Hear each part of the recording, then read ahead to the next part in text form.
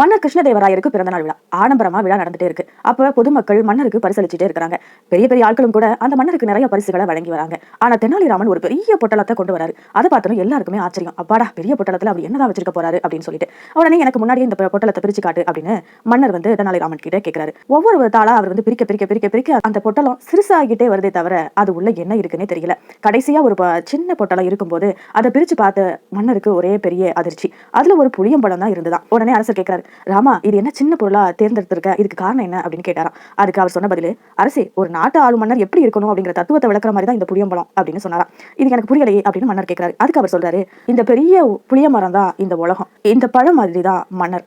அரசர் பழத்தோட சுவையை போல இனிமையானவரா தான் இருக்க வேணும். அதே சமயத்துல ஆசாபாசம் அப்படிங்கிற இந்த புளியம்பழ ஓட்ட போல ஒட்டாம இருக்கணும் அந்த பழத்தோட. புளியம்பழமும் போடும் போல இருங்க அப்படின்னு சொன்னேன் அப்படின்னு சொல்றாராம். இதை கேட்ட எல்லாருமே கை தட்டி ஆரவாரம் செஞ்சாங்களாம். உடனே அரசர், பொக்கிஷ பணமும் பொதுமக்கள் பணமும் வீணாகும்படி செய்துட்டேன், உடனே விசேஷங்களை நிறுத்துங்க, இனிமே என்னோட பிறந்த நாள் இப்படி ஆடம்பரமா இருக்காது, கண்டிப்பா கோயில்கள்ல தான் என்னோட பிறந்த நாள் விழா இருக்கும் அப்படின்னு சொல்லி முடிக்கிறாராம்.